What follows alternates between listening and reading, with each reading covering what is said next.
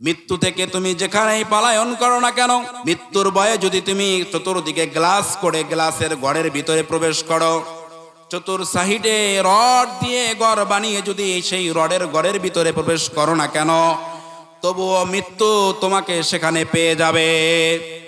মৃত্যু থেকে পলায়ন করার রাস্তা কোথাও নাই।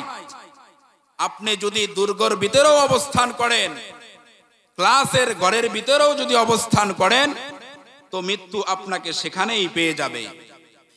আলহামদু লিমান কদ্দারা খায়রাও ওয়া খাবালা, আলহামদু লিমান কদ্দারা খায়রাও ওয়া খাবালা, ওয়াশ শুকরু লিমান সাওয়ারা হুসনাও ওয়া জামালা, والشكر لمن صور حسنا وجمالا، فرد صمد عن صفة الخلق بريء، فرد صمد عن صفة الخلق بريء، رب أزلي خلق الخلق كمالا، رب أزلي خلق الخلق كمالا،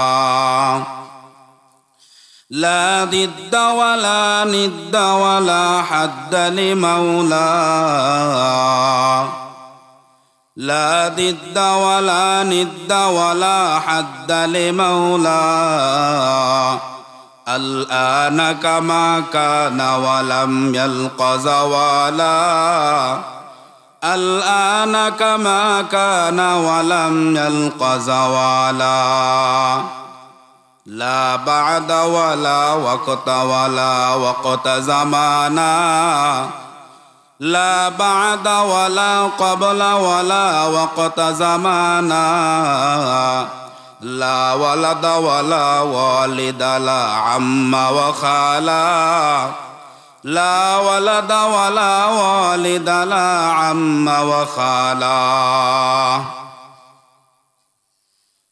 মুআজ্জাজ মুহতারাম, অধ্যকার আয়োজিত ইকরা ইসলামী নুরানি ক্যাডেট মাদ্রাসার বিদায়ী কাফেলা এবং কোরআন শরীফ প্রদান উপলক্ষে তৃতীয় বার্ষিক ওয়াজ ও দোয়া মাহফিলের সম্মানিত ও সুযোগ্য সভাপতি হযরত মাওলানা মোহাম্মদ রুহুল আমিন সাহেব দামাত বরকাতুহুম, পেশ ইমাম চৌধুরী মালন সঈদ গামা, টাঙ্গাইল সদর, টাঙ্গাইল।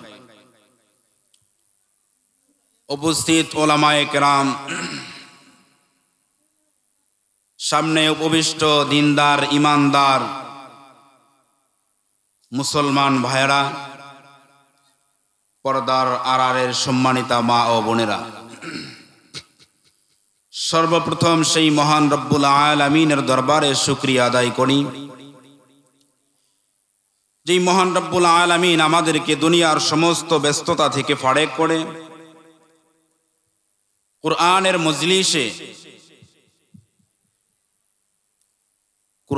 মজলিসে এসে কুরআন হাদিসের কথা শোনার তৌফিক দান করেছেন। এজন্য সকলেই দিল থেকে শুকরিয়া আদায় করি, সকলেই বলি আলহামদুলিল্লাহ। আল্লাহ পাক রব্বুল আলামিন দুনিয়ার মধ্যে অসংখ্য মাখলুকাত সৃষ্টি করেছেন। আল্লাহ পাক রব্বুল আলামিন দুনিয়ার মধ্যে যা কিছু সৃষ্টি করেছেন, শুধুমাত্র মানুষ ব্যতীত প্রত্যেকটা জিনিস, প্রত্যেকটা বস্তু, প্রত্যেকটা নফস আল্লাহ পাক রব্বুল আলামিন যখন সৃষ্টি করার ইচ্ছা করেছেন, কালামুল্লাহ শরীফের মধ্যে আল্লাহ পাক রব্বুল আলামিন বলেন, সূরা ইয়াসিনের 82 নম্বর আয়াত আল্লাহ পাক রব্বুল আলামিন বলেন, ইন্নামা আমরুহু ইযা আরাদা শাইআন আন ইয়াকুলা লাহু কুন ফায়াকুন। আল্লাহ পাক রব্বুল আলামিন যদি যখন কোনো কিছু বানানোর সৃষ্টি করার ইচ্ছা করে, শুধু বলে কুন ফায়াকুন, কুন বলার সাথে সাথে সেই জিনিসটা বিদ্যমান হয়ে যায়, ওজুদের মধ্যে চলে আসে। কিন্তু আল্লাহ পাক রব্বুল আলামিন এই মানুষকে কুন ফায়াকুন বলে সৃষ্টি করে নাই। মানুষকে আল্লাহ পাক রব্বুল আলামিন অনেক প্রসেসিং এর মাধ্যমে নিজের কুদরতি হাত দ্বারা আল্লাহ পাক রব্বুল আলামিন এই মানুষকে সৃষ্টি করেছে। কুরআনুল কারীমের সূরা মুমিনুনের 12 নম্বর, 13 নম্বর, 14 নম্বর আয়াত আল্লাহ পাক রব্বুল আলামিন মানুষকে সৃষ্টি করার কয়েকটা কথা এখানে বলেছেন। আল্লাহ পাক রব্বুল আলামিন বলেন, ওয়ালাকাদ খালাকনাল ইনসান মিন সুলালাতিম মিন তিন। আল্লাহ পাক রব্বুল আলামিন মানুষ সৃষ্টি করেছেন কাদামাটি থেকে। কাদামাটি, নরম মাটি থেকে আল্লাহ পাক রব্বুল আলামিন মানুষকে সৃষ্টি করেছে।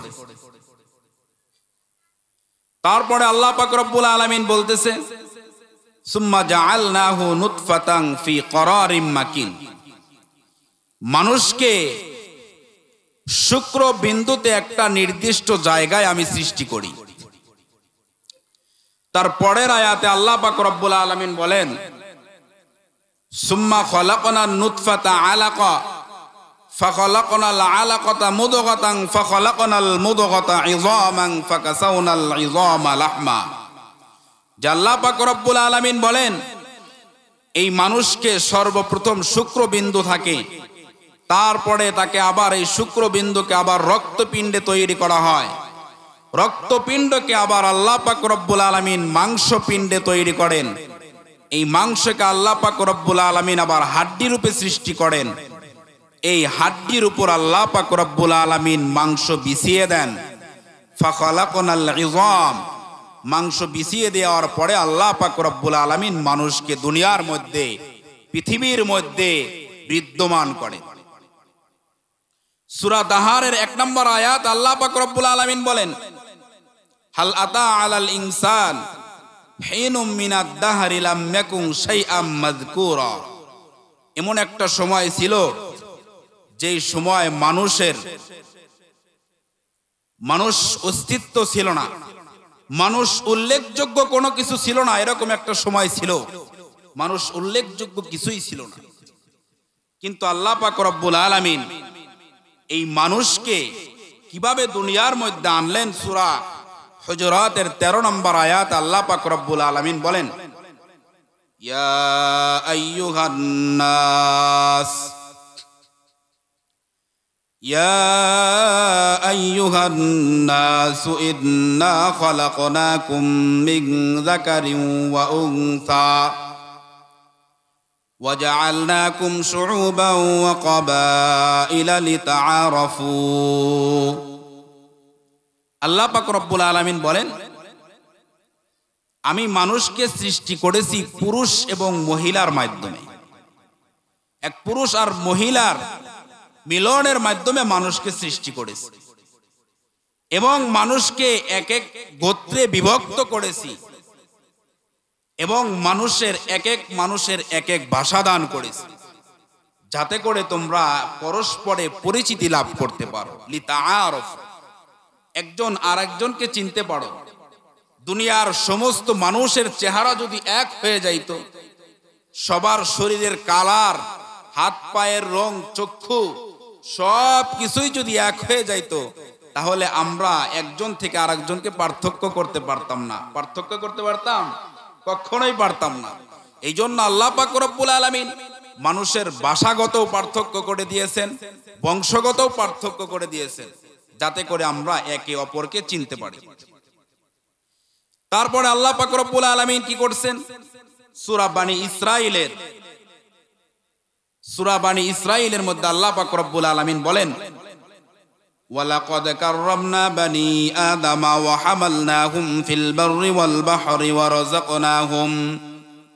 ওয়া রাযাকনাহুম মিনাত তাইয়্যিবাত ওয়া ফাদ্দালনাহুম আলা কাসীরিম মিম্মান খালাকনা তাফদীলা। আল্লাহ পাক রব্বুল আলামিন বলেন, ও দুনিয়ার মানুষ, পৃথিবীর মধ্যে যত প্রাণী আমি আল্লাহ পাক রব্বুল আলামিন দুনিয়ার মধ্যে সৃষ্টি করেছি, পাঠাইছি। ওয়ালাকাদ কাররামনা বানি আদম, কিন্তু এই সৃষ্টিজীবের মধ্যে সবথেকে সম্মানিত আমি বনি আদমকে করেছি। সুবহানাল্লাহ। আল্লাহ পাক রব্বুল আলামিন দুনিয়ার মধ্যে যা কিছু সৃষ্টি করেছে তার মধ্যে সবথেকে সম্মানিত করেছেন বনি আদম। তাহলে আল্লাহ পাক রব্বুল আলামিন আমাদেরকে সৃষ্টি করার পরে দুনিয়ার মধ্যে সবথেকে বেশি সম্মান দিয়েছে। কেন? এত সম্মানিত করার কারণ কি? কেন আল্লাহ পাক রব্বুল আলামিন আমাদেরকে অন্যান্য মাখলুকাত থেকে সম্মানিত করলেন? এই জবাব কুরআনুল কারীমেই দিয়ে দিয়েছে। কুরআনুল কারীমের সূরা জারিয়াতের 57 নম্বর আয়াতে 56 নম্বর আয়াতে আল্লাহ পাক রব্বুল আলামিন বলেন, ওয়ামা খালাকতুল জিন্না ওয়াল ইনসা ইল্লা লিয়াবুদুন। আল্লাহ পাক রব্বুল আলামিন ডাক দিয়ে বলেন, ও দুনিয়ার মুসলমান, ও দুনিয়ার মানুষ, আমি তোমাদেরকে সম্মানিত করেছি দুনিয়ার মধ্যে এই জন্য। আমি তোমাদেরকে সম্মানিত করেছি অন্যান্য সৃষ্টিজীব থেকে শুধুমাত্র কেবলমাত্র এই জন্যই আমি তোমাদেরকে পৃথিবীর সমস্ত সৃষ্টিজীব থেকে সম্মানিত করেছি, যাতে করে তোমরা আমি একমাত্র আল্লাহর গোলামি করো।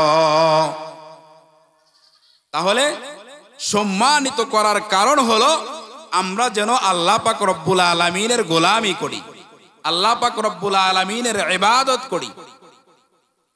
এই হলো আমাদের সৃষ্টি করার পরে সম্মানিত করার উদ্দেশ্য। সূরা বানী ইসরাঈলের 23 নম্বর আয়াতে আল্লাহ পাক রব্বুল আলামিন বলেন, ওয়া কাদা রাব্বুকা আল্লা তা'বুদু ইল্লা ইয়্যা। আল্লাহ পাক রব্বুল আলামিন সূরা বানী ইসরাঈলের 23 নম্বর আয়াতে আল্লাহ পাক রব্বুল আলামিন মানুষদেরকে ডাক দিয়া বলে, ওয়া কাদা রাব্বুকা আল্লা তা'বুদু ইল্লা ইয়্যা। ও দুনিয়ার মাসুর, ও দুনিয়ার মানুষ, আমি তোমাদের জন্য দুইটা ফয়সালা করেছি, দুইটা ফয়সালা। 1 নম্বর ফয়সালা হলো তোমরা আমি আল্লাহ ব্যতীত আর কারো ইবাদত করবা না, কেবলমাত্র শুধুমাত্র আমি আল্লাহর ইবাদত করবা। আল্লাহ পাক রব্বুল আলামিন দুনিয়ার মানুষকে ডাক দিয়ে বলতেছেন, ও দুনিয়ার মানুষ, তোমরা শুধুমাত্র কেবলমাত্র আমি আল্লাহর ইবাদত করবা, আর কারো ইবাদত করার জন্য তোমাদেরকে সৃষ্টি করা হয় নাই। তাহলে এখন আমাদের প্রশ্ন আসতে পারে, কতদিন ইবাদত করব? আল্লাহ পাক রব্বুল আলামিন আপনার এই প্রশ্নের উত্তর কুরআনুল কারীমের মধ্যে সুন্দর করে দিয়ে দিয়েছে। সূরা হিজরের 99 নম্বর আয়াত আল্লাহ পাক রব্বুল আলামিন বলেন, ওয়া'বুদু রাব্বাকা হাত্তা ইয়াতিয়াকাল ইয়াকিন। আল্লাহ পাক রব্বুল আলামিন বলেন, বান্দা তোমার মৃত্যুর পর্যন্ত তুমি ইবাদত করবা। তাহলে আল্লাহ পাক রব্বুল আলামিন আমাদেরকে বানাইছে তার ইবাদত করার জন্য, আর আমরা তার ইবাদত করব মৃত্যু পর্যন্ত। এই জন্মের পর থেকে নিয়ে মৃত্যু পর্যন্ত যেই সময়টা আল্লাহ পাক রব্বুল আলামিন আমাকে দিয়েছে, এটা শুধু আমার পরিবারকে দেওয়ার জন্য দেয় নাই, সমাজের মানুষকে সময় দেওয়ার জন্য দেয় নাই, রাষ্ট্রীয়ভাবে সময় দেওয়ার জন্য আল্লাহ পাক রব্বুল আলামিন আমাকে সময় দেয় নাই। এখানে আল্লাহ পাক রব্বুল আলামিনের ইবাদত করার জন্যও বলেছে। তাহলে আমরা ইবাদত করব মৃত্যুর আগ পর্যন্ত। তাহলে এর দ্বারা বোঝা যায় আমাদের কি মনে হয় মৃত্যু হয়ে যাবে, তাই না? আল্লাহ পাক রব্বুল আলামিন বলতেছে যে তোমরা ইবাদত করবা মৃত্যু পর্যন্ত, তার মানে কি আমাদের মৃত্যু হবে? মৃত্যু হবেই। সূরা আনকাবুতের 57 নম্বর আয়াত আল্লাহ পাক রব্বুল আলামিন বলেন, কুল্লু নাফসিন যায়িকাতুল মাউত। আল্লাহ পাক রব্বুল আলামিন বলেন, প্রত্যেকটা প্রাণী, যেই সমস্ত সৃষ্টির মধ্যে আল্লাহ পাক রব্বুল আলামিন প্রাণ দান করেছেন, এই প্রত্যেকটা প্রাণীরই মৃত্যুর স্বাদ গ্রহণ করতে হবে। কবি বলেন, মौत को समझा है गाफिल इख्तिताम जिंदगी, दर हकीकत मौत तेरी इब्तिदाए जिंदगी। গাফেল যারা উদাসীন, আল্লাহকে নিয়ে ভাবে না, ইবাদত বন্দিগির মধ্যে কোনো মনোযোগ নাই, তারা মনে করে মৃত্যু হয়ে গেল তো আমার জীবনের শেষ। मौत को समझा है गाफिल इख्तितामे जिंदगी, दर हकीकत मौत तेरी इब्तिदाए जिंदगी। কিন্তু আসলে এই মৃত্যু আমার জীবনের শেষ না, মৃত্যু হলো আমার আসল জীবনের সূচনা। আমরা মনে করি মৃত্যুবরণ করলাম আমার জীবনের শেষ, আর কোনো টেনশন নাই, চিন্তা নাই, মরে গেলাম তো বেঁচে গেলাম। এরকম কথা আমরা অনেকেই বলে থাকি, বলে না? মরে গেলাম তো বেঁচে গেলাম না, মৃত্যুবরণ করলেন তো আপনার আসল জীবনের সূচনা, আসল জীবন শুরু হইল মাত্র। এই যেই জীবনটা আপনার মৃত্যুর পরে শুরু হবে, এই জীবনের আর শেষ নাই। মায়ের পেটে থেকে দুনিয়ায় আসার পরে তো মৃত্যু নামক একটা জিনিস দ্বারা আমার দুনিয়ার জিন্দেগি শেষ হয়ে যায়, কিন্তু দুনিয়া থেকে যাওয়ার পরে আর ওই জিন্দেগির আর শেষ নাই, শেষ হবে না। তাহলে আমি যদি চেষ্টা করি মৃত্যু থেকে পলায়ন করব, কোথাও অবস্থান করব, চলে যাব, তার কোনো সুযোগ আছে কিনা? আল্লাহ পাক রব্বুল আলামিন সূরা আহজাবের 16 নম্বর আয়াত আল্লাহ পাক রব্বুল আলামিন বলেন, কুল লা ইয়ানফা'কুমুল ফিরার ইন ফারারতুম মিনাল মাউতি আবিল কতলি ওয়া ইযাল্লা তুমাত্তাউনা ইল্লা কলিলা। আল্লাহ পাক রব্বুল আলামিন ডাক দিয়ে বলে, ও বান্দা কোনো লাভ নাই, ও আমার বান্দা কোনো লাভ নাই পলায়ন করে মৃত্যু থেকে, মৃত্যু থেকে পলায়ন করে কোনো লাভ নাই, কোনো লাভ হবে না। এই মৃত্যু তুমি যেখানেই থাকো না কেন, মৃত্যু তোমার কাছে চলে যাবে। সূরা নিসার ৭৮ নম্বর আয়াত আল্লাহ পাক রব্বুল আলামিন বলেন, আইনামা তাকুনু ইউদরিকুমুল মাউতু ওয়ালাউ কুনতুম ফি বুরুজিম মুশাইয়াদা। মৃত্যু থেকে তুমি যেখানেই পলায়ন করো না কেন, মৃত্যুর ভয়ে যদি তুমি চতুর্দিকে গ্লাস করে গ্লাসের ঘরের ভিতরে প্রবেশ করো, চতুর সাইডে রড দিয়ে ঘর বানিয়ে যদি সেই রডের ঘরের ভিতরে প্রবেশ করো না কেন, তবুও মৃত্যু তোমাকে সেখানে পেয়ে যাবে। মৃত্যু থেকে পলায়ন করার রাস্তা কোথাও নাই। আপনি যদি দুর্গর ভিতরেও অবস্থান করেন, ক্লাসের ঘরের ভিতরেও যদি অবস্থান করেন, তো মৃত্যু আপনাকে সেখানেই পেয়ে যাবে। সূরা জুমার ৮ নম্বর আয়াত আল্লাহ পাক রব্বুল আলামিন বলেন, কুল ইন্নাল মাউতাল্লাযী তাফিররুনা মিনহু ফাইন্নাহু মুলাকীকুম। হে নবী, আপনি বলেন, যেই মৃত্যু থেকে তোমরা পলায়ন করতেছো, যেই মৃত্যু থেকে তোমরা পলায়ন করবে, এই মৃত্যু থেকে পলায়ন করে কোনো লাভ নাই। ফাইন্নাহু মুলাকীকুম, এই মৃত্যু তোমাদেরকে পেয়ে বসবে, তোমাদের সাথে সাক্ষাৎ করবে। মৃত্যু থেকে যতই পলায়ন করেন না কেন, যেখানে আপনি অবস্থান করেন না কেন, মৃত্যু আপনাকে পেয়ে যাবেই, পেয়ে যাবেই। এখন আপনি মৃত্যু আসার আগে, মৃত্যু আসছে, আল্লাহ পাক রব্বুল আলামিনকে যদি বলেন, আল্লাহ একটু সময় দাও, সামান্য পরিমাণ সময়, একটু সুযোগ দাও আল্লাহ। সূরা মুনাফিকুনের 10 নম্বর আয়াত আল্লাহ পাক রব্বুল আলামিন বলেন, লাউলা আখরতানি ইলা আজালিন করিব। আপনি যদি আল্লাহ তাআলাকে বলেন, ও আল্লাহ একটু সময় দেন, আমাকে একটু সুযোগ দেন, একটু সুযোগ দেন, জীবনের যত পাপ করেছি পাপগুলো তওবা করে মাফ চেয়ে নেব, সদকা করে জীবনের জন্য সদকা দান করে কবরের জন্য কিছু হাদিয়া রেখে যাব।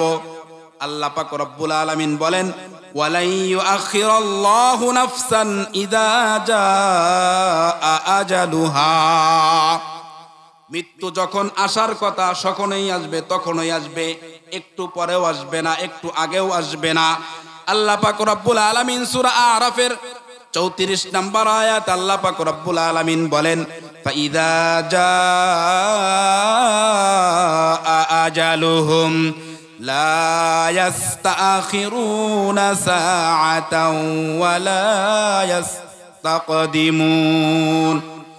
আল্লাহ পাক রব্বুল আলামিন বলেন, যখন আসার তখনই আসবে, এক সেকেন্ড আগেও আসবে না, এক সেকেন্ড পরেও আসবে না। মৃত্যু আপনার টাইম, যেই টাইমটা আল্লাহ পাক রব্বুল আলামিন নির্ধারণ করেছে আপনার জন্য, ঠিক সেই সময়ই মৃত্যু আপনাকে পেয়ে বসবে। তাহলে কি বোঝা গেল এই আয়াতগুলোর দ্বারা? যে আল্লাহ পাক রব্বুল আলামিন আমাদেরকে সৃষ্টি করছে তার ইবাদত করার জন্য, আর ইবাদত করব আমরা মৃত্যু পর্যন্ত। মৃত্যু আমাদের আসবেই। মৃত্যু থেকে আমরা যতই পলায়ন করি, যেখানেই অবস্থান করি না কেন, মৃত্যু আমাদের কাছে আসবেই, পৌঁছবেই। দুনিয়ার মধ্যে এই একটা চূড়ান্ত বিষয় সেটা হলো মৃত্যু। দুনিয়ার মধ্যে বিধর্মী হোক, হিন্দু হোক, মুসলিম হোক, বৌদ্ধ হোক, খ্রিস্টান হোক, যেই হোক না কেন, সমস্ত বিষয়ে যদি ইখতিলাফ আর মতানৈক্য করে, কিন্তু এই মৃত্যু নিয়ে কেউ ইখতিলাফ আর মতানৈক্য করে নাই। হিন্দু, খ্রিস্টান, বৌদ্ধ, ইহুদি, নাসারা, দুনিয়ার মধ্যে যত জাতি আছে প্রত্যেকটা জাতি মৃত্যুকে অস্বীকার করে নাই, বিশ্বাস করে যে মৃত্যু হবেই। সুতরাং আমরা মুসলমান, এটা আমাদের বিশ্বাস যে আমরা দুনিয়ায় এখন আছি, কিছুদিন পরে থাকবো না। একটু চিন্তা করেন, ভাবেন, আপনাদের পূর্বে 100 বছর পূর্বে যারা দুনিয়ায় ছিল তারা এখন আছে? বলেন, দুনিয়ায় 100 বছর পূর্বে যারা ছিল তারা এখন আছে? নাই। আজকে আমি আছি, আপনারা আছেন, 100 বছর পূর্বে আমরাও থাকবো না। কথা বলেন ঠিক কিনা? থাকবো আমরা? থাকবো না। তাহলে আমাদেরকেও চলে যেতে হবে। আল্লাহর নবী মুহাম্মদুর রাসূলুল্লাহ সাল্লাল্লাহু আলাইহি ওয়াসাল্লাম যখনই মৃত্যুর কোন সংবাদ হুজুর আকরাম সাল্লাল্লাহু আলাইহি ওয়াসাল্লামের কাছে আসতো, নবী করিম সাল্লাল্লাহু আলাইহি ওয়াসাল্লাম চিন্তিত হয়ে যাইতেন। একদিন হুজুর আকরাম সাল্লাল্লাহু আলাইহি ওয়াসাল্লামের এক সাহাবী বারা ইবনে আযিব রাদিয়াল্লাহু তাআলা আনহু বর্ণনা করেন, খরজনা মা'আন নবী সাল্লাল্লাহু আলাইহি ওয়াসাল্লাম ইলা জানাজাতি রাজুলিন মিনাল আনসার। বারা ইবনে আযিব রাদিয়াল্লাহু তাআলা আনহু বর্ণনা করেন, একদিন আমরা হুজুর আকরাম সাল্লাল্লাহু আলাইহি ওয়াসাল্লামের সাথে আনসারী এক ব্যক্তির জানাজার জন্য রওনা হইলাম। প্রতিমধ্যে ওই জানাজার ওই আনসারী ব্যক্তির কবর খনন করতেছে। কবর খনন করা দেখতে হুজুর আকরাম সাল্লাল্লাহু আলাইহি ওয়াসাল্লাম কবরের পাশে গেলেন এবং কবরের চতুর্পাশে ঘোরাঘুরি করতেছে। ঘোরাঘুরি করে আল্লাহর নবী মুহাম্মদুর রাসূলুল্লাহ সাল্লাল্লাহু আলাইহি ওয়াসাল্লাম কবরের এক সাইডে বসে গেলেন। ওয়া জালাসনা হাওলা।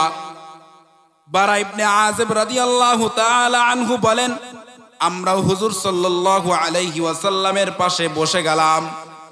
হুজুর সাল্লাল্লাহু আলাইহি ওয়াসাল্লাম কবরের দিকে তাকিয়ে আছে আর মাটির মধ্যে আঁকাআঁকি করতেছে, কোনো কথা বলতেছে না।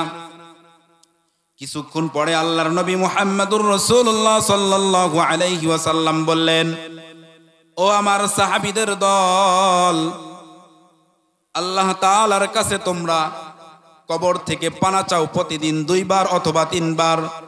ইস্তাঈযু বিল্লাহি মিন আযাবিল কবর মাররাতাইনি আও সালাসান। বারা ইবনে আযিব রাদিয়াল্লাহু তাআলা আনহু বলেন, নবী করিম সাল্লাল্লাহু আলাইহি ওয়াসাল্লাম বললেন, এই কবরের আযাব থেকে তোমরা আল্লাহ তাআলার কাছে পানা চাও দিনে 2 বার অথবা 3 বার। কেন?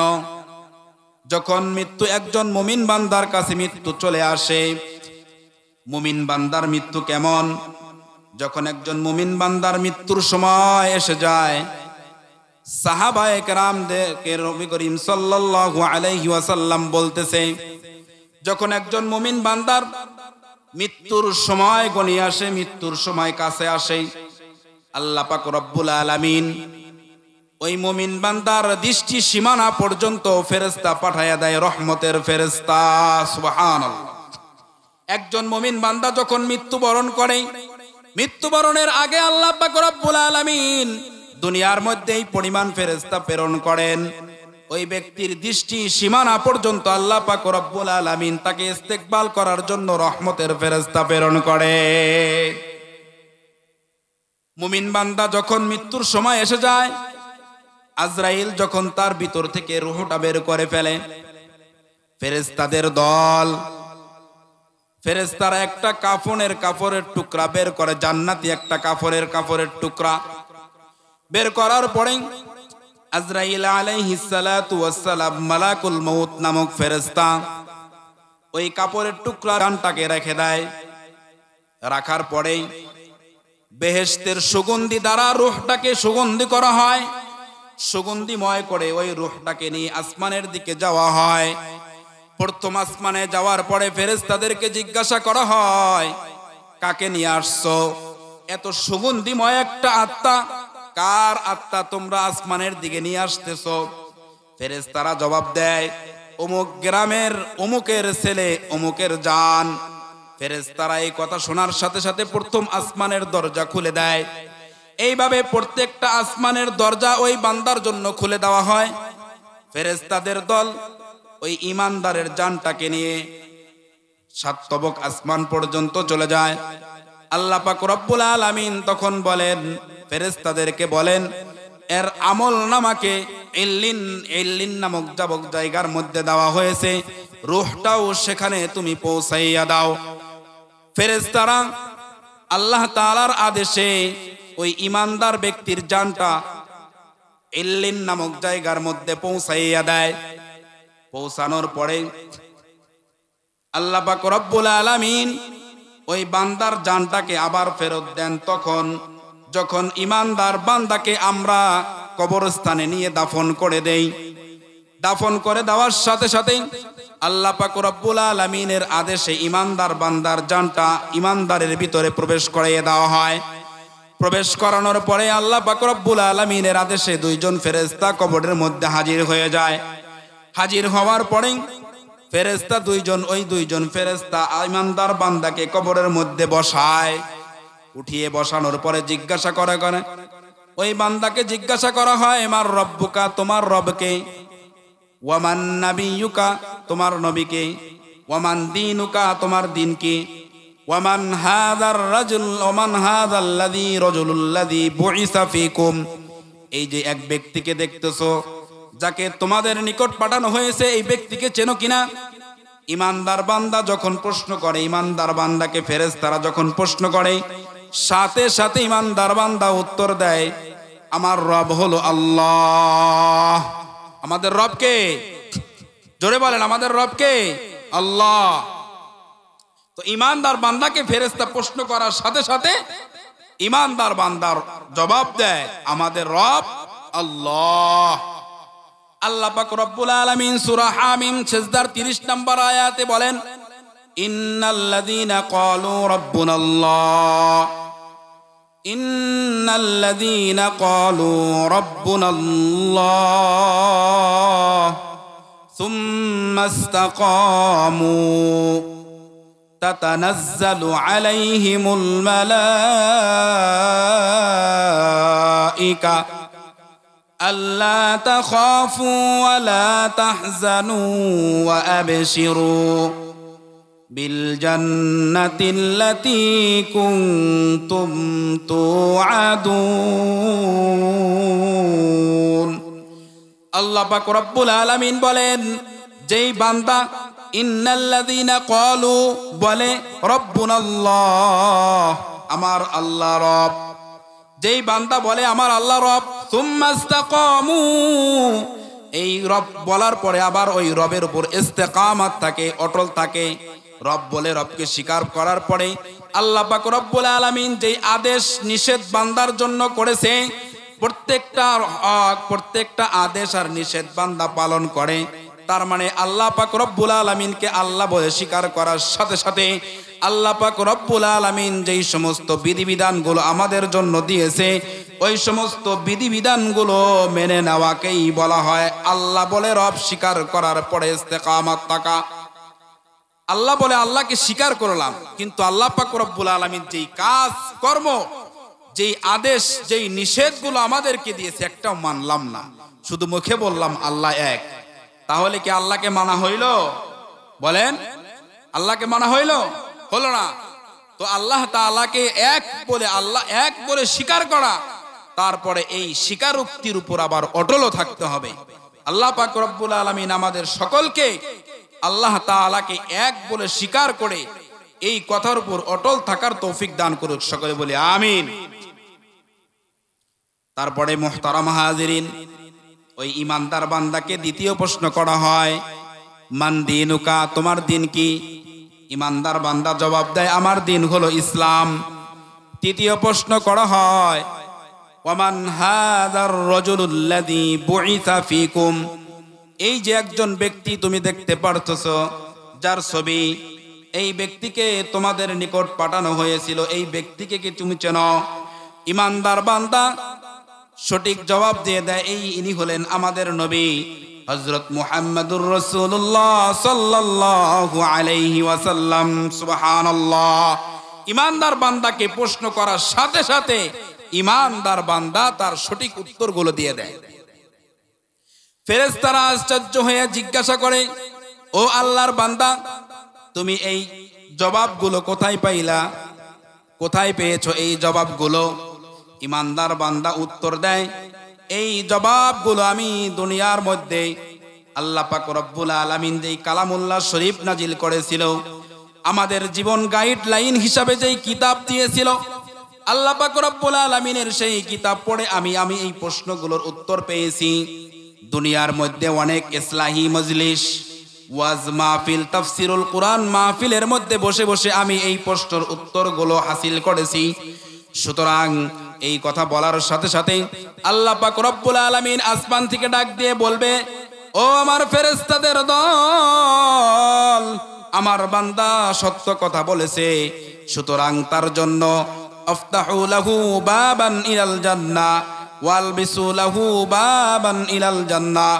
আল্লাহ পাক রব্বুল আলামিন ডাক দিয়ে বলবে, ফেরেশতারা, আমার বান্দা সত্য কথা বলেছে, আমার বান্দা একটু মিথ্যা কথা বলে নাই, সুতরাং তার জন্য জান্নাতের বিছানার ব্যবস্থা করে দাও, জান্নাত থেকে দরজা খুলে দাও, জান্নাত থেকে কবর পর্যন্ত একটা রাস্তা তৈরি করে দাও, সেখান থেকে যেন জান্নাতের আবহাওয়া, জান্নাতের বাতাস যেন তার কবর পর্যন্ত পৌঁছতে পারে, সেই ব্যবস্থা করে দাও। আল্লাহ পাক রব্বুল আলামিন তারপরে ডাক দিয়ে বলে, ও ফেরেশতারা, দুনিয়ার মানুষ আমার ইমানদার বান্দাকে পাতলা 3টা কাপড়ে পেঁচাইয়া কবর দিয়ে দিয়েছে, এই পোশাকগুলো খুলে আমার বান্দার জন্য জান্নাতের পোশাকের ব্যবস্থা করে দাও। সুবহানাল্লাহ। আমি যদি ঈমান নিয়ে কবরে যাইতে পারি, আল্লাহ পাক রব্বুল আলামিন আমার জন্য এই ঘোষণা দিয়ে দিবে যে কবরের মধ্যে জান্নাতের বিছানা বিছিয়ে দাও, জান্নাতের দরজা খুলে দাও, কবর থেকে একটা রাস্তা তৈরি করে দাও, যাতে করে বান্দার কবর পর্যন্ত জান্নাতের আবহাওয়া যাইতে পারে, চলতে পারে। আর দুনিয়ার যে পোশাকগুলো দুনিয়ার মানুষ আমার বান্দাকে দিয়ে দিয়েছে, এই পোশাকগুলো খুলে জান্নাতের একটা পোশাক পরাইয়া দেয়। সুবহানাল্লাহ। এরকম ব্যবস্থা আমরা চাই কি চাই না? অবশ্যই আমরা চাই। এরকম ব্যবস্থা, এরকম অবস্থা আল্লাহ তাআলার থেকে ঘোষণা আসুক যে আল্লাহ পাক রব্বুল আলামিন আমাদের জন্য জান্নাতের ব্যবস্থা করে দিক, কবরের মধ্যে জান্নাতের বিছানা বিছিয়ে দিক। এটা আমরা চাই, এটা আমাদের সকলেরই আশা। কথা বলেন ঠিক কিনা? ঠিক। তাহলে এই ব্যবস্থা আমি যদি চাই, তাহলে আমাকে কি করতে হবে? এই কুরআনের সাথে সম্পর্ক রাখতে হবে, আল্লাহ ওয়ালাদের সাথে সম্পর্ক রাখতে হবে, কুরআনের মজলিসে বেশি বেশি যাইতে হবে, কুরআনের আলোচনা যেখানে হয় সেখানে যাইতে হবে, কুরআনুল কারীমের তেলাওয়াত করতে হবে। আল্লাহ পাক রব্বুল আলামিন আমাদের জন্য এত সুন্দর একটা কুরআনুল কারীম তেলাওয়াত করার জন্য সুযোগ করে দিয়েছে। অন্যান্য ধর্মেরও ধর্মগ্রন্থ আছে, হিন্দুদের হিন্দু ধর্ম, হিন্দু গ্রন্থ তেলাওয়াত করতে বলেন, পড়তে বলেন। কুরআনুল কারীম তেলাওয়াত করলে যেই মজা লাগে, এই রকম মজা লাগবে না। খ্রিস্টানদের ধর্মীয় কিতাব আছে, খ্রিস্টানদের ধর্মীয় কিতাব খ্রিস্টানদেরকে পড়তে বলেন, এত মজা লাগবে না। ইহুদিদের ধর্মীয় কিতাব আছে, তাদেরকেও বলেন তাদের ধর্মীয় কিতাব পড়ার জন্য। তাদের ধর্মীয় কিতাব কুরআনুল কারীমের মতো এত মজা লাগবে না। আল্লাহ পাক রব্বুল আলামিন এই কুরআনুল কারীমের মধ্যে এত মজা আর এত মজা দিয়েছে। এই কুরআনুল কারীম তেলাওয়াত করলে শুধু মজাই না, কিয়ামত পর্যন্ত যদি তেলাওয়াত করে আর এই তেলাওয়াত যদি আমরা শুনতে থাকি, করতে থাকি, কোনো সময়ই অবক্তি চলে আসবে না। আসবে? কুরআনুল কারীমের তেলাওয়াত যতই হোক না কেন কোনো সময়ই মন খারাপ লাগে না, আর না শুনলাম এরকম লাগে না।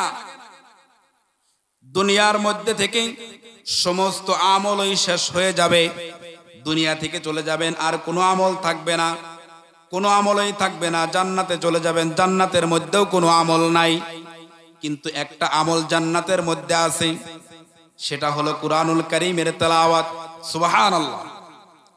সেটা কি? কুরআনুল কারীমের তেলাওয়াত। জান্নাতের মধ্যে এই কুরআনুল কারীমের তেলাওয়াতের ব্যবস্থা আল্লাহ পাক রব্বুল আলামিন করে রেখেছে।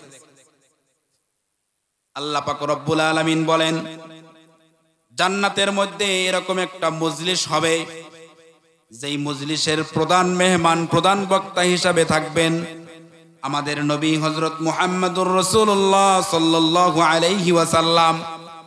বিশেষ মেহমান হিসাবে থাকবেন আল্লাহর পয়গম্বর হযরত দাউদ আলাইহিস সালাতু ওয়াস সালাম। আর ওই মজলিসের সভাপতি করবেন স্বয়ং আল্লাহ পাক রব্বুল আলামিন। সুবহানাল্লাহ। তাহলে মনে করেন মজলিসটা কেমন হইতে পারে, যেই মজলিসের প্রধান বক্তা নবী করিম সাল্লাল্লাহু আলাইহি ওয়াসাল্লাম, সভাপতি স্বয়ং আল্লাহ তাআলাই। সেই মজলিসের মধ্যে কি হবে? সেই মজলিসের মধ্যে এই কুরআনুল কারীমের তেলাওয়াত চলবে। সুবহানাল্লাহ। দুনিয়ার মধ্যে আল্লাহ পাক রব্বুল আলামিন কুরআনুল কারীম দিয়েছে, দুনিয়া শেষ, কুরআনুল কারীম শেষ হবে না। জান্নাতের মধ্যেও এই কুরআনুল কারীমের তেলাওয়াত চলতে থাকবে। সুবহানাল্লাহ। আল্লাহ পাক রব্বুল আলামিন হযরত দাউদ আলাইহিস সালাতু ওয়াস সালামকে আদেশ করবেন, ও আমার নবী, আমার বান্দাদেরকে তুমি আমার কুরআনুল কারীমের তেলাওয়াত করে শোনায়া দাও। আল্লাহ তাআলার আদেশে হযরত দাউদ আলাইহিস সালাতু ওয়াস সালাম কুরআনুল কারীম থেকে সূরা তাহা তেলাওয়াত করবে। তাহা মা আনজালনা আলাইকাল কুরআনা লিতাশকা ইল্লা তাযকিরাতাল লিমান ইয়াখশা। আল্লাহু আকবার। আল্লাহ তাআলার আদেশে আল্লাহর নবী হযরত দাউদ আলাইহিস সালাতু ওয়াস সালাম সূরা তাহার তেলাওয়াত করতে থাকবেন। আল্লাহ পাক রব্বুল আলামিন দুনিয়ার মধ্যে যত কণ্ঠ দিয়েছে তার মধ্যে সবথেকে বেশি মধুর কণ্ঠ আল্লাহ পাক রব্বুল আলামিন হযরত দাউদ আলাইহিস সালাতু ওয়াস সালামকে দিয়েছে। সেই দাউদ আলাইহিস সালাতু ওয়াস সালাম জান্নাতের মধ্যে জান্নাতীদেরকে আল্লাহর কালামুল্লাহ শরীফ তেলাওয়াত করে শোনাবে। হযরত দাউদ আলাইহিস সালাতু ওয়াস সালামের তেলাওয়াত শুনে জান্নাতি মানুষ বেহুশ হয়ে যাবে। বেহুশ হয়ে হাজার হাজার বছর বেহুশ অবস্থায় কাটিয়ে দিবে। আল্লাহ পাক রব্বুল আলামিন আবার মানুষদেরকে হুশ ফিরিয়ে দিবে, জ্ঞান চলে আসবে। আল্লাহ পাক রব্বুল আলামিন জান্নাতীদেরকে ডাক দিয়ে বলবে, ও আমার বান্দারা, যেই দাউদের উপর আমি আল্লাহ কোরআন নাজিল করি নাই, সেই দাউদের তেলাওয়াত শুনেই যদি তোমাদের এই অবস্থা হয়, তাহলে কি তোমরা আমি যেই নবীর উপর স্বয়ং কুরআনুল কারীম নাজিল করেছি সেই নবীর তেলাওয়াত শুনতে চাও না? জান্নাতীরা বলবে, অবশ্যই অবশ্যই। যেই নবীর উপর আল্লাহ তুমি কুরআনুল কারীম নাজিল করেছো সেই নবীর মুখ থেকে অবশ্যই আমরা কুরআনুল কারীমের তেলাওয়াত শুনতে চাই। সুবহানাল্লাহ। আল্লাহ তাআলা তখন বলবেন, ও আমার পয়গম্বর, আপনিও তেলাওয়াত করে জান্নাতীদেরকে তেলাওয়াত শুনায়া দেন। নবী করিম সাল্লাল্লাহু আলাইহি ওয়াসাল্লাম আল্লাহ তাআলার আদেশে কুরআনুল কারীম থেকে সূরা ইয়াসিনের তেলাওয়াত শুরু করে দেবে। সূরা ইয়াসিনের তেলাওয়াত করতে করতে জান্নাতি মানুষগুলো নবী করিম সাল্লাল্লাহু আলাইহি ওয়াসাল্লামের মুখ থেকে কুরআনুল কারীমের সূরা ইয়াসিনের তেলাওয়াত শুনে বেহুশ হয়ে যাবে। লক্ষ লক্ষ বছর কাটিয়ে দিবে বেহুশ অবস্থায়। আল্লাহ পাক রব্বুল আলামিন লক্ষ লক্ষ বছর বেহুশ থাকার পরে জান্নাতীর মানুষদেরকে আবার হুশ ফিরিয়ে দিবে। জান্নাতি মানুষ যখন হুশ ফিরে আসবে, আল্লাহ পাক রব্বুল আলামিন জান্নাতীদেরকে ডাক দিয়ে বলবে, ও আমার বান্দারা, যেই নবীর উপর কুরআনুল কারীম নাজিল করেছিলাম সেই নবীর তেলাওয়াত শুনে যদি তোমাদের এই অবস্থা হয়, তাহলে স্বয়ং যেই আল্লাহ কুরআনুল কারীম নাজিল করেছে সেই আল্লাহর তেলাওয়াত কি তোমরা শুনতে চাও না? জোরে সরে বলেন সুবহানাল্লাহ।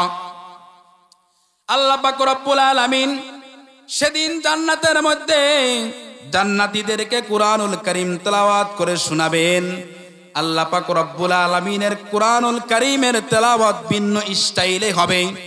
আমরা দুনিয়ার মধ্যে সূরা আর রহমান তেলাওয়াত করি, আর রহমান আল্লামাল কুরআন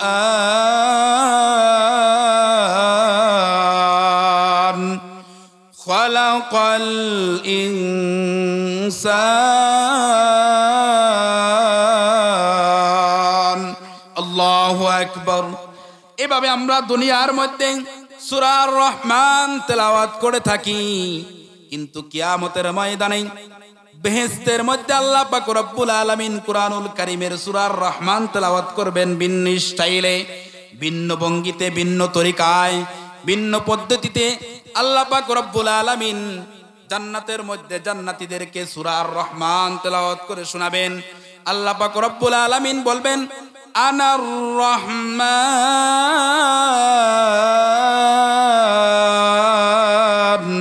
আল্লাহু আকবার। আল্লাহ পাক রব্বুল আলামিন বলবেন, আমি রহমান।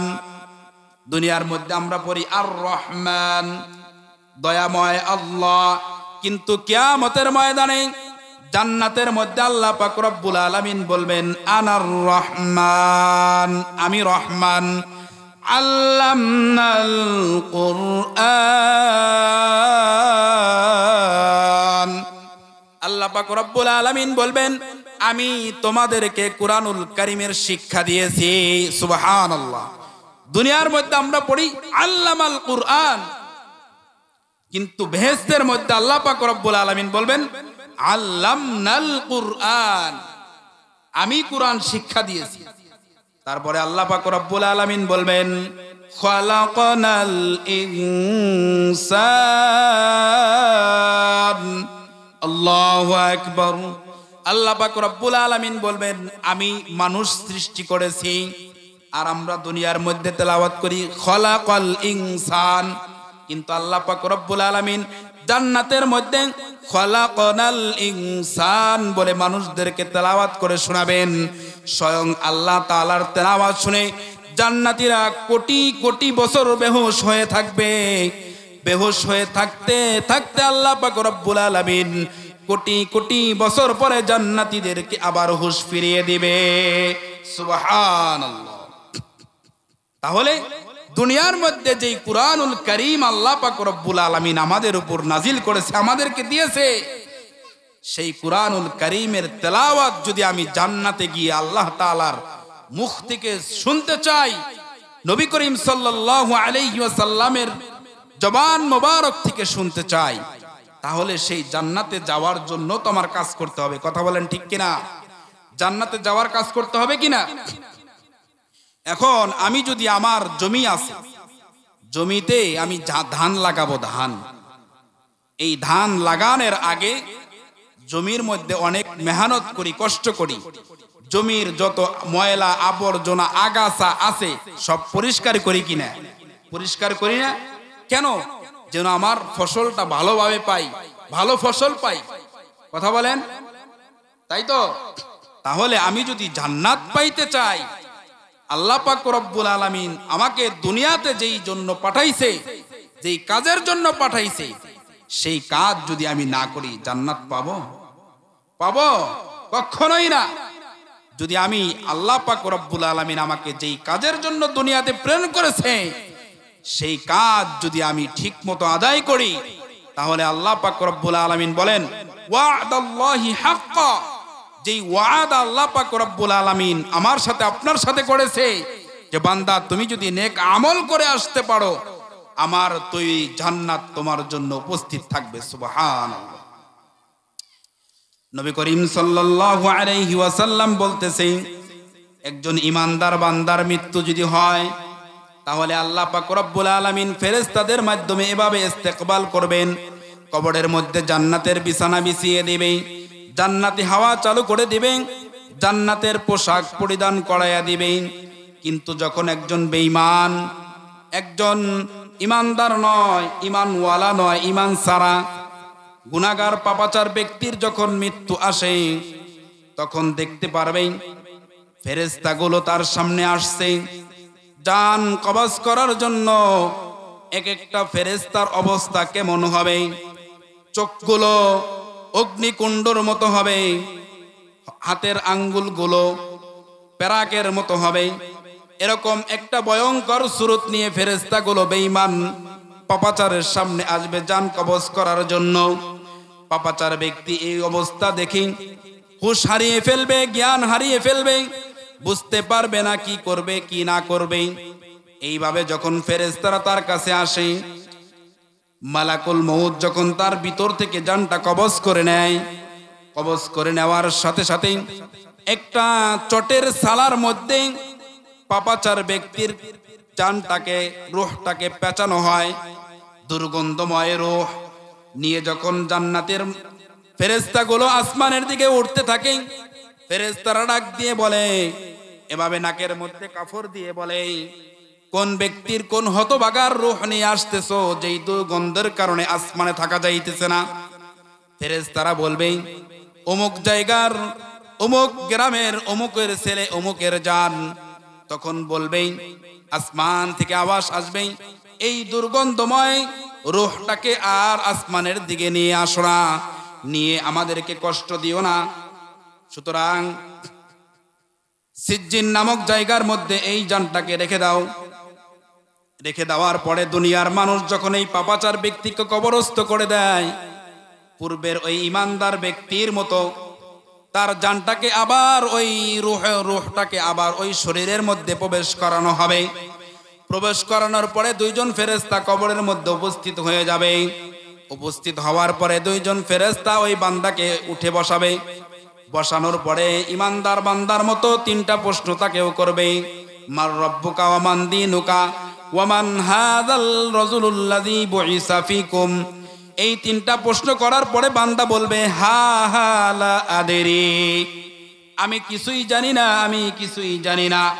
এই কথা বলার সাথে সাথে আল্লাহ পাক রব্বুল আলামিন আসমান থেকে আওয়াজ দিয়ে বলবে, ডাক দিয়ে বলবে, ফেরেশতারা, ও আমার ফেরেশতাদের দল, কাযাবতা আবদি, আমার বান্দা মিথ্যা বলতেছে, মিথ্যা বলতেছে।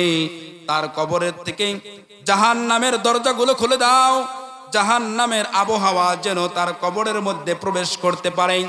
কালামুল্লাহ শরীফের মধ্যে আল্লাহ পাক রব্বুল আলামিন বলেন, লাহুম মিন জাহান্নামা মিহাদু ওয়া মিন ফাওকিহিম গাওয়াশ।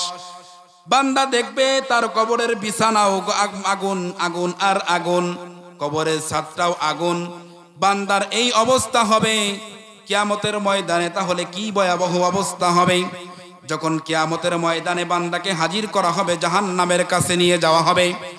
আল্লাহ পাক রব্বুল আলামিন সূরাতুজ জুমারের 11 নম্বর আয়াতে আল্লাহ পাক রব্বুল আলামিন বলেন, সূরা জুমারের 71 নম্বর আয়াত আল্লাহ পাক রব্বুল আলামিন বলেন, ওয়াসিকাল্লাযীনা কাফারু ইলা জাহান্নামা যুমারা। আল্লাহ পাক রব্বুল আলামিন বলেন, যখন জাহান্নামীকে হাকিয়ে জাহান্নামের কাছে নিয়ে যাওয়া হবে, হাত্তা ইযা জাউহা ওয়া ফুতিহাত আবওয়াবুহা, জাহান্নামের কাছে নিয়ে যাওয়ার পরে জাহান্নামের দরজাগুলো তার জন্য খুলে দেওয়া হবে। হাত্তা ইযা জাউহা ওয়া ফুতিহাত আবওয়াবুহা وقال لهم خزنتها ألم يأتكم رسل منكم। জাহান্নামের দরজার মধ্যে যারা দাঁড়িয়ে থাকবে, পাহারাদার থাকবে, যেই সমস্ত ফেরেশতারা, তারা ওই বান্দাকে বলবে, وقال لهم খাযানাতুহা আলাম ইয়াতিকুম রুসুলুম মিনকুম ইয়াতলুনা আলাইকুম আয়াতি রাব্বিকুম ওয়া ইউনযিরুনাকুম লিকাআ ইয়াউমিকুম হাযা। ওই বান্দাকে বলা হবে, তোমরা দুনিয়ায় থাকতে কি তোমাদেরকে ভয় দেখানোর জন্য কোনো নবী রাসূল আসে নাই? যেই নবী রাসূল গুলো আল্লাহ তাআলার আয়াত তেলাওয়াত করে তোমাদেরকে শুনাইতো এবং এই দিন সম্পর্কে তোমাদেরকে ভয় দেখাইতো, এমন কোন নবী রাসূল কি তোমাদের কাছে যায় নাই? বান্দা যখন ডাক দিয়ে বলবে ক্বালু বালা, হ্যাঁ আমাদের কাছে এরকম নবী রাসূল আমাদের কাছে আসছিল, সুতরাং আমরা তাদের কথা মানি নাই, আমরা তাদের কথা শুনি নাই, যার জন্য আজকে আমাদের এই অবস্থা। যদি আমরা তাদের কথা শুনতাম তাহলে অবশ্যই অবশ্যই আমরা আজকে জাহান্নামের সম্মুখে আসতাম না। এই জন্য আমাদের উচিত হবে, আমাদের কাছে যদিও নবী নাই কিন্তু নায়েবে নবী উলামায়ে কেরাম তো আছে, কথা বলেন ঠিক কিনা? আছে না? তো উলামায়ে কেরাম তো আমাদেরকে কুরআনুল কারীম তেলাওয়াত করে, হাদিস তেলাওয়াত করে, জাহান্নাম জান্নাত সমস্ত কিছুই খুলে খুলে বয়ান করে আমাদেরকে বুঝাইতেছে। সুতরাং আমরা যদি না বুঝি তাহলে আমার কপাল আমি নষ্ট করলাম, কথা বলেন ঠিক কিনা? সুতরাং যেহেতু আমাদেরকে মৃত্যুবরণ করতেই হবে এবং মৃত্যু থেকে পলায়ন করার রাস্তা আমাদের নাই, আছে নাই? যখন একজন মানুষের মৃত্যু হয়ে যায় তো মৃত্যু হওয়ার সাথে সাথে তার সমস্ত নেক আমল বন্ধ হয়ে যায়, সে আর কোনো নেক আমল করতে পারে না, শুধুমাত্র কয়েকটা আমল তার বাকি থাকে। এক নাম্বার হলো, মৃত ব্যক্তি যে মৃত্যুবরণ করছে যদি কোনো নেককার সন্তান রেখে যায়, যেই সন্তান তার জন্য কুরআনুল কারীমের তেলাওয়াত করে, সন্তান কুরআনুল কারীম তেলাওয়াত করে বাবার জন্য দোয়া করে, মায়ের জন্য দোয়া করে, এরকম নেককার সন্তান যদি থাকে দুনিয়ার মধ্যে, তাহলে আপনি তার থেকে সদকায়ে জারি একটা সওয়াব পাইতে থাকবেন। সুবহানাল্লাহ।